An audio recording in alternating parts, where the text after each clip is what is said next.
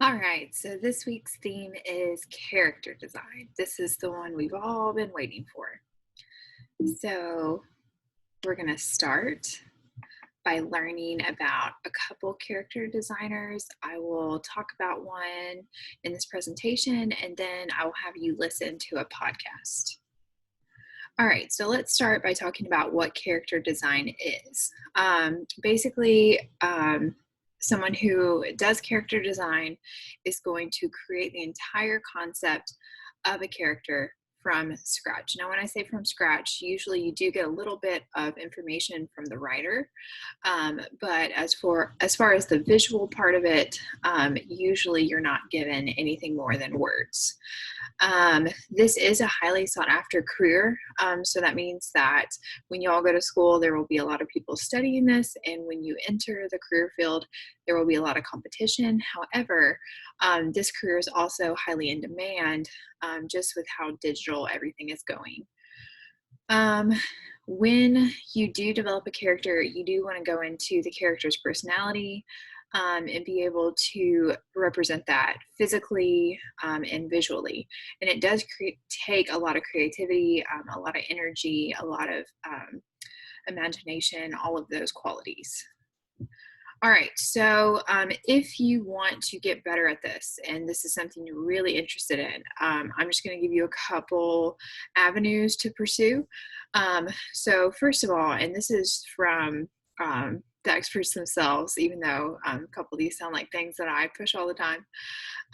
Study the elements of art and principles of design, and know the term that they use is industry standard. So look at work by masters of your field and then make copies of their work by redrawing it yourself so you can understand their process, understand why they made the choices they did, and that will make you a lot stronger. Draw a lot of people. So a visual library is basically your brain does not know how to draw things by itself. So if you draw something over and over and over, it's going to put it in your brain and you're going to be able to draw it. So if I'm able to draw SpongeBob from memory, it's only because I've drawn him a ton of other times. Otherwise, I'm going to have to look up a reference. So part of what you're doing now is practicing drawing different things like shoes, hair, clothing, belts, the figure. All these things are going to build up your own personal visual library. The reason I can draw cats is because as a kid, I loved to draw cats. If I never drew a cat before, even though I'm an art teacher, I would have to look up a reference. So that's also true for you when you're doing character design. The next important thing is developing your imagination. So you want to be someone who breaks the mold, who doesn't always design the most obvious character for every description that you get. So do things that make you more creative and more imaginative. Expose yourself to a lot of things. Develop your own style, but then practice others. So style becomes super important. You need to practice. That's how you're going to get a style. Just copying somebody else's work is not going to give you your own personal style. Start with realism and then go into style. So that way your style is not compensating for something that you can't do. I can think of a couple cartoons, Steven's Universe, that it's not a style, it's compensating for their lack of ability, just certain parts of the animation in that show. So think about really developing your skills before you get super focused on style. But also be able to do a range of different things. If you become a character designer and you're working for Disney, you're going to have a very different look than if you're working for DreamWorks, than if you're working for Marvel. All those different franchises have very different looks. You don't know who's hiring when you're looking for a job. So you want to be versatile. You want to be able to adapt. You want to be able to do what's asked of you. Okay, so before we get into much more, let's talk about a famous designer. So last week we talked about Kusama, and this week we're going to talk about Siebermann, and he is German. He is a pretty big designer. Looks like my picture covered up the word lecturer, but he does also lecture usually at the college level. He studied illustration at art school, and he started his job working for advertising agencies. And if you look, a lot of people from that generation, that is where they started, advertising. That's usually the entry-level job. So know that you don't always get to start in the field that you want to end up in. He eventually became picked up by a Dutch TV show, and he was the lead character designer for that TV show. He also helped make the merchandise, like toys and that kind of thing. Then the first movie that he worked on, so that would be considered kind of like a step up in this world, was Who Framed Roger Rabbit. Maybe you've heard of that movie. It came out the year I was born, so it's pretty old. And then he did a lot of character design work for Disney. This is some of his Tarzan work right there, but he's done things like Mulan, Treasure Planet, Brother Bear, Enchanted, and then he also did We're Back, a Dinosaur Story, which is a great movie, but that is not for Disney. So if you're interested in checking out his work, you can start by watching some movies. All right. Next person we're going to talk about is Amanda Jolly, and she, I believe, works on Rapunzel, the cartoon. So it's not like the movie Tangled. It is like the cartoon version of it. I'm not super familiar with Disney Plus cartoons anymore, but she talked about it a lot in this podcast. But her work is just incredible. What I want you to do is you're going to go find the Bancroft Brothers Animation Podcast. It is on Spotify. It's on iTunes. They also have their own website. I'll have links to it where you can find it. And then listen to part of the interview. So start about 10 minutes in, because they talk for a while, and then stop at about 55 minutes. And you should be able to answer all of the questions that I've asked. If you listen to just the 40-minute clip, it is like an hour and a half, so you don't have to listen to the whole thing. And this is some of her work. It's pretty incredible. And that is the Spotify link right there in the presentation. All right, so go listen to that, go answer those questions. All right, so hopefully you listened to that podcast. And other thing that I wanted to mention is there are a lot of other character designers out there. So if you're looking for some people to kind of research, or you want to know what the industry standard is, these are some good names to start with. So those are some top character designers. I also have a list of animators. I also have a list of comic artists, which are going to be like comic books, and digital artists. So all of these people are extremely talented, top of their field, worth looking up. So whichever one of those avenues you're more interested in, you can kind of look up those people. All right, so let's talk about how character design actually works. So this gets into the meat of it. Hopefully listening to that podcast kind of gave you an introduction to the world of character design, and hopefully you realize, and I'm giving you an answer right now, you do not work alone when you do character design. So if you're like the Lone Ranger and you don't follow directions well, this is what I'm talking about here. Like, you can't be in this field.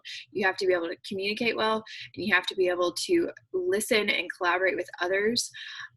Otherwise you won't have a job. So there's not really a specific process that the artists themselves follow. Like, every artist is different in the way that they work, but the way that it's going to work, like in the actual place that you're doing your art, you'll be given, usually it's called a briefing of the character. So that's going to be the writing portion. Now, if you're like a children's book illustrator, they're going to send you a copy, or if you're a comic book artist, you're going to be given the text and usually a very detailed layout of how they want the pages to kind of go.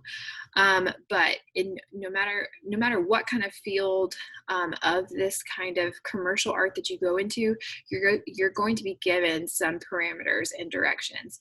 One thing that they talk about a lot in the podcast is they feel like a lot of times you're given less direction than you feel like you need.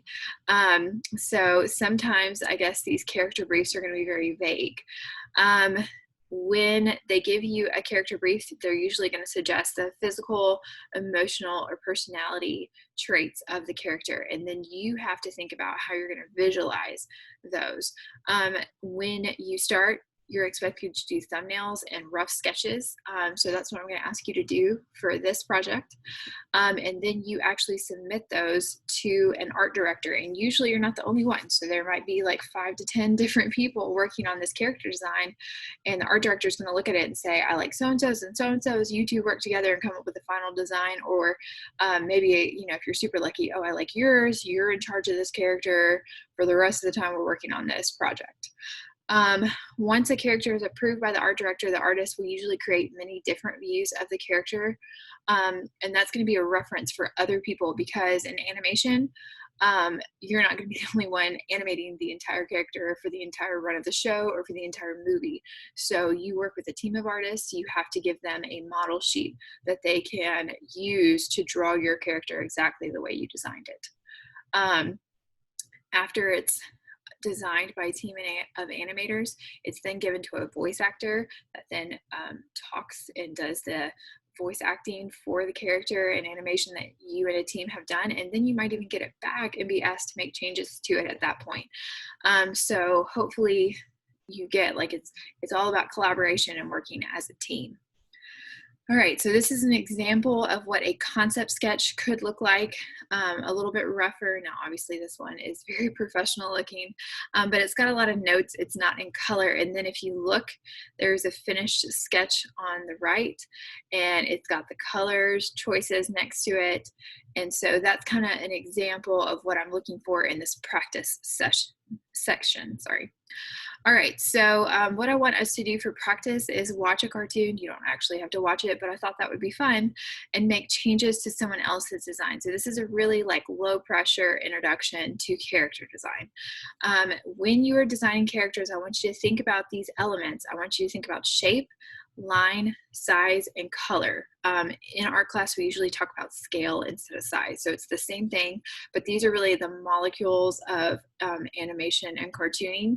So you'll see these mentioned if you do any research into this field on your own. So shape, think about what that represents.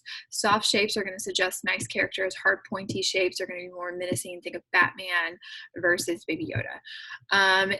Then line would suggest different emotions, qualities, and experiences. So think about Pigpen from Peanuts and how he's always got like dirt around him, and that kind of makes him seem dirty. It's line, that's all that it is. Size, big or small. Scale is going to suggest ideas. So think about someone like a transformer and how large it is. That should make it feel more imposing, and they're going to show it next to other things that look very small in scale.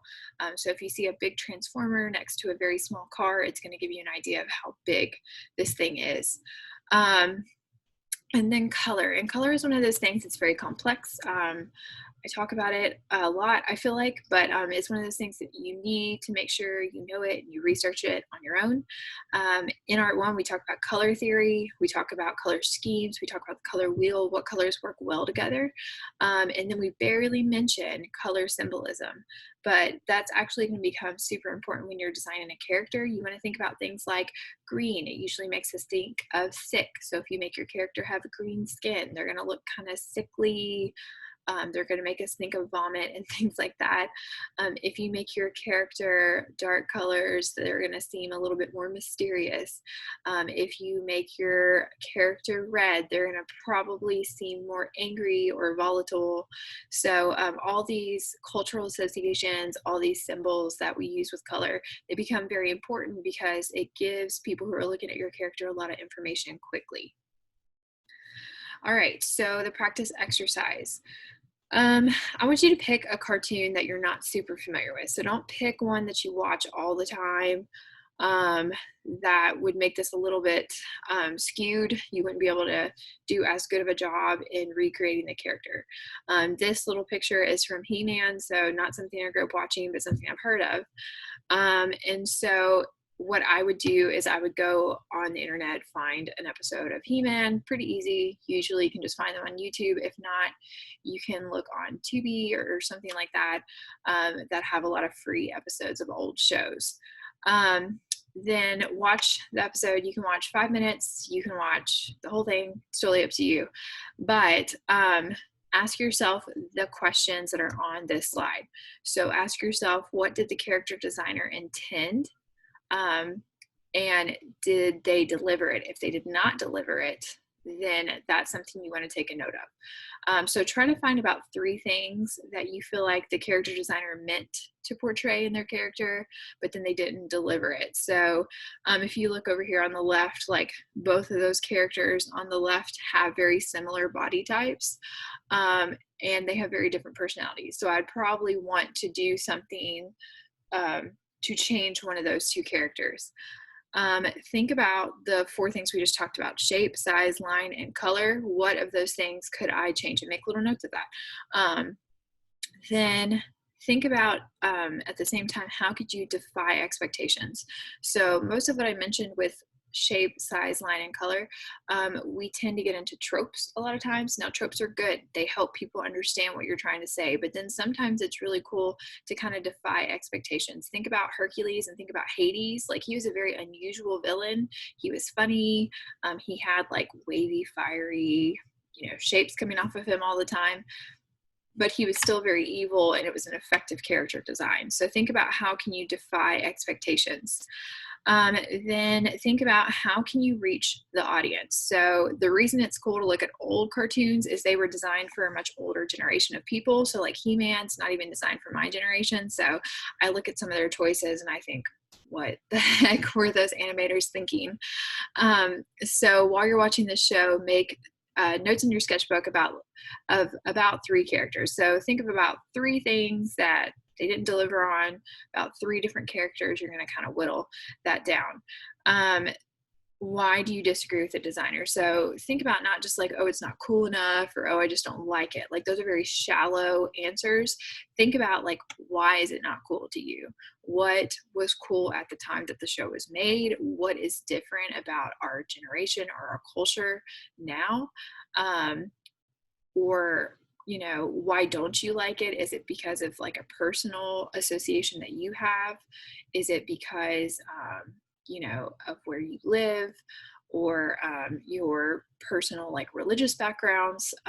Whatever it is that makes you disagree, like, really think through it, and come up with some really like thoughtful answers. So this is one of those things, like, this is a very mental exercise, but I think it's fun because you get to watch a cartoon while you're doing it. All right, so once you make your notes about what the character designer intended but didn't deliver on, what 3 characters you feel like really need some help, or what design choices you feel like were just poor, then I want you to move on to the next thing. So this right here is a picture from the show She-Ra. So there is like the old version, and then there's the 2019 like reboot that's on Netflix. And you can even watch that if you haven't yet, and that would be a good show to watch.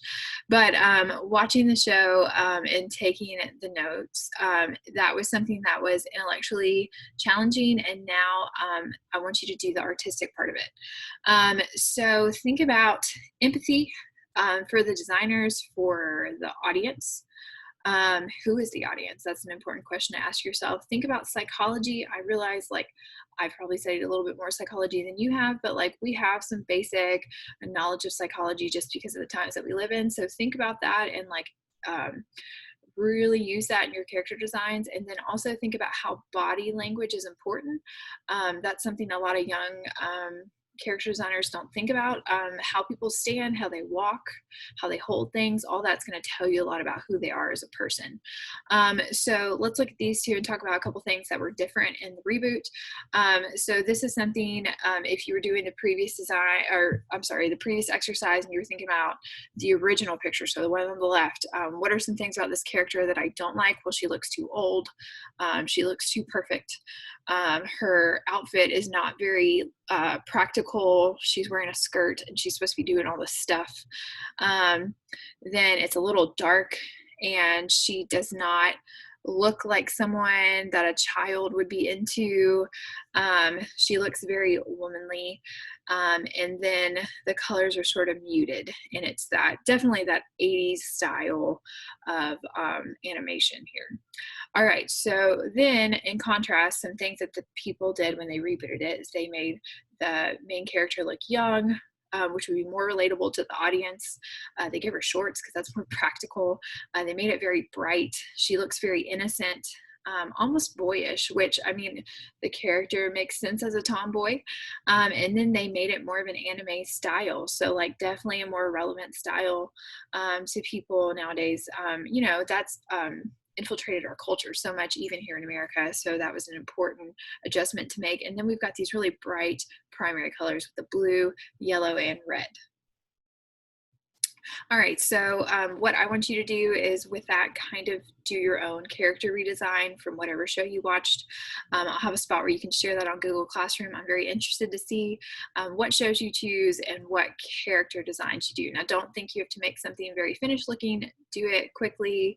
I mean, if you want to spend more time on it, go for it. But if not, just kind of do a rough character redesign, make some notes. That's all I'm looking for there. All right, so now we're going to get into the art project assignment. So Alice in Wonderland. This is the one I'm disappointed we're not in school right now because I really wanted to do this like as a class together so we could work and collaborate, but I don't want us to miss out on this. So we're going to go ahead and do it this week. So let me give you a little bit of background. The original story was by Lewis Carroll, and he wrote it for children. Then Walt Disney did a very famous film adaptation, and it was released in the 1950s. Sorry, I didn't put that on the slide. I think it was 1956. And then Tim Burton's live action version was released in 2016, and I believe the second one is on Netflix now if you wanted to just kind of watch that to get some inspiration. Sir John Tenniel did the early illustration, so that picture on the farthest right of Alice looking at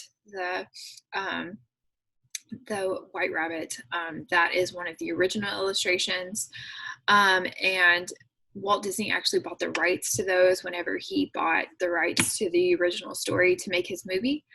And then Mary Blair is an important illustrator. If you're going into that field, you probably want to know her name.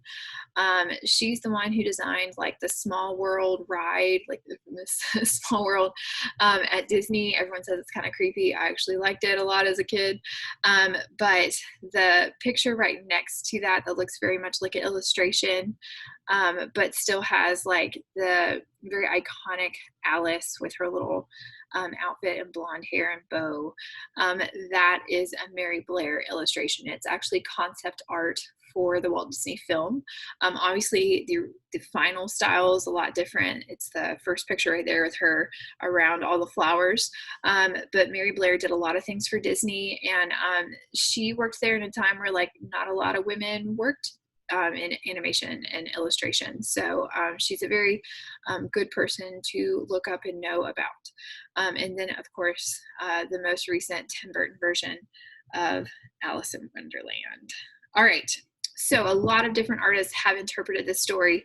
It is my understanding that this story is now like not copyrighted, like it's public domain. So just like how we want to use public domain pictures, this is a public domain text. So it's very accessible.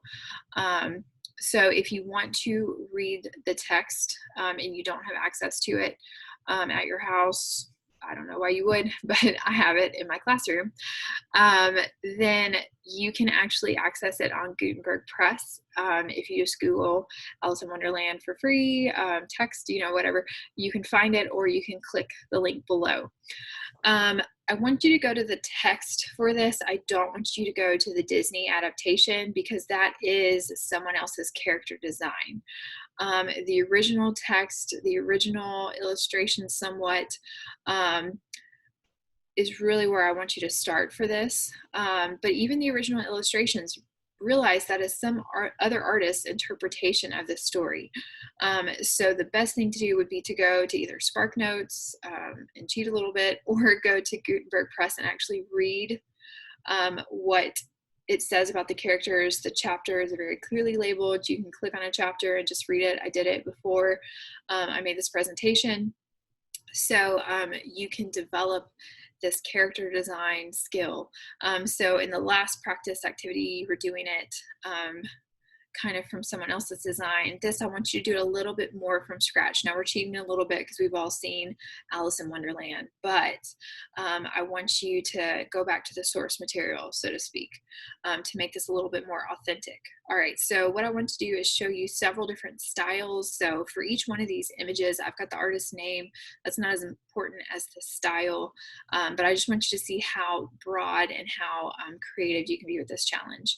So here you've got a playful version of Alice in Wonderland. Here you have a more contemporary one. It's one of my personal favorites. Then you have a more feminine version of this story, and look, her outfit is different. Then we have more of a traditional illustration, realism, graphic, whimsical, there's Mary Blair again, collage, vintage, this is the original illustration, anime, gothic, and abstract. So what I want you to do is I want you to read passages from the text to research. Please do not just recreate the Disney version. Go to the source material just like a real character designer would have to do. Your actual assignment is going to be to design 2 characters from Alice in Wonderland, or The Adventures of Alice in Wonderland is the actual title. Do several rough concept sketches, and then what I want you to do is post those in Google Classroom. So when you post those, it will send me a notification on my phone, and I will look at them, and then I will say like, yes, that's approved, or I'll say, hey, you need to adjust this a little bit, it looks too much like the source material. Either way, I will kick the design back to you. Then once you've gotten approval, I want you to make a full page drawing in your sketchbook for each character, add color to it, and then post that in Google Classroom as well. So there will be sections in the assignment section for each of those things. So this is something I'm not going to expect this to be turned around in a week. You're going to have some time to work on this. This is usually a project that we spend a long time on in class. So 2 characters, we usually do more than 2, but we're going to lessen it just due to the circumstances. And then I want you to design a scene or environment from the story. So the reason I differentiate there, a scene would be some kind of action from the book with your characters in it, like the little scene we saw earlier from Mary Blair of them at the tea party. Or you can just do an environment. So the castle or the race, like there's a lot of different exciting environments in the story, and they're very whimsical and weird. So you could do an environment if you don't want to have to draw your characters again. But same type deal, do a rough concept sketch, make notes on it, whatever, take a picture of that, upload that to Google Classroom.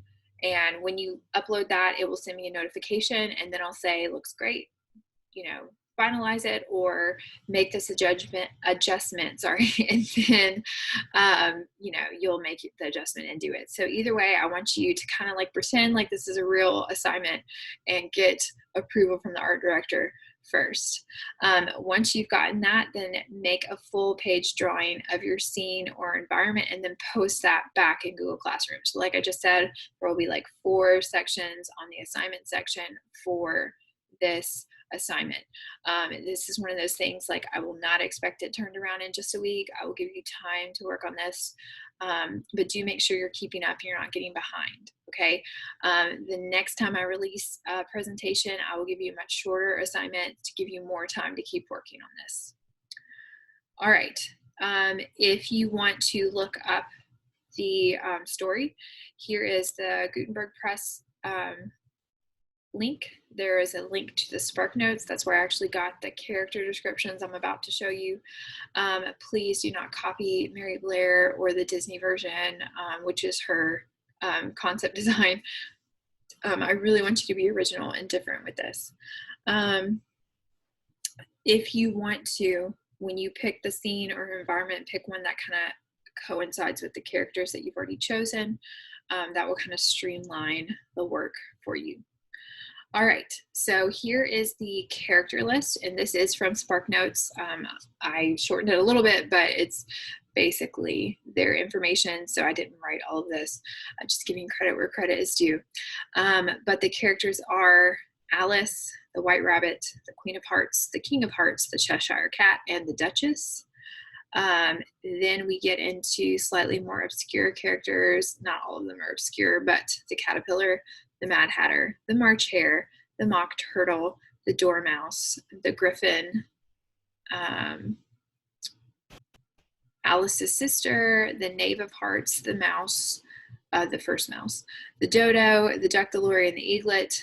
If you do that, do all three of them. The Cook, the Pigeon, 2, 5, and 7, which if you do that, do all of them. Bill, the Frog Footman. Looks like I put that twice. And did I put the Cheshire Cat? Yes, okay, I did. And then there are a couple characters that Disney added. So if you do those, just make sure you really redesign them. There's a couple famous ones you're probably thinking of that are not on this list. They're from Disney. Just make sure you are very creative if you use those. All right, then if that covers everything, great. If you have some questions, then you can send me a remind message. Some of you have been doing that already. You can also email me. That works fine. A lot of my AP students have been using email. Please submit any work to Google Classroom so I can grade it and return it quickly. So if you email it to me, that's fine. But the turnaround is a lot faster on Google Classroom. I get a notification right away. And so I can get that back to you faster, approve your designs faster. So if you can get on board and use Google Classroom, that will make everything a lot easier. This is credits. So if you wanted to look up any of the things that I referenced in this PowerPoint presentation, you can do so here. And I will share all of this on Google Classroom for you, along with an extra resource on character traits. And that is it. So I hope you're having a good week. Stay home, be safe, and make some art.